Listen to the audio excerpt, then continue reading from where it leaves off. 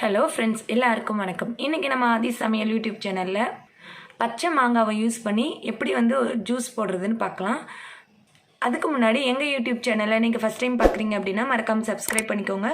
கூடவே அந்த பெல் பட்டனை கிளிக் பண்ணுங்கள். அப்போ தான் நாங்கள் போடக்கூடிய எல்லா வீடியோட நோட்டிஃபிகேஷன் உங்களுக்கு வரும். வாங்க வீடியோக்குள்ளே போகலாம்.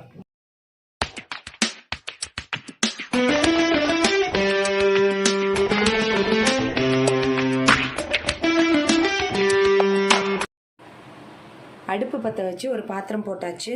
இதில் நான் 2 டம்ளர் அளவுக்கு தண்ணி ஆட் பண்ணிக்கிறேன்.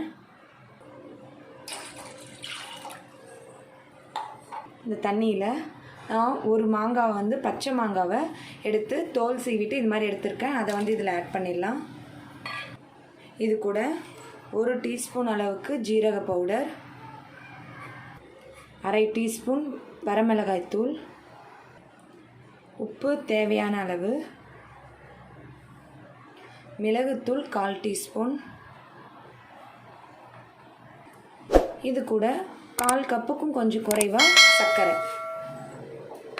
நீங்கள் சுகருக்கு பதிலாக இது கூட வெல்லம் கூட ஆட் பண்ணிக்கலாம்.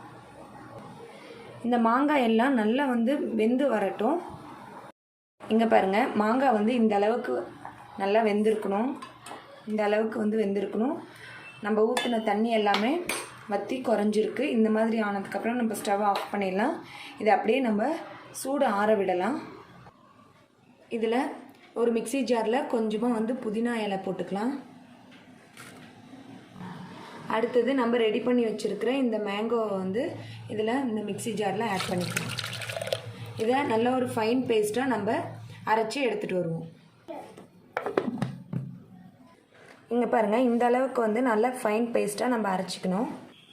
ஒரு கிளாஸில் கொஞ்சமாக புதினா இலை, அது கூட நம்ம ரெடி பண்ணி வச்சுருக்க இந்த மேங்கோ ஜூஸை ஆட் பண்ணிக்கலாம். இது கூட கொஞ்சமாக ஐஸ் க்யூப் ஆட் பண்ணிவிட்டு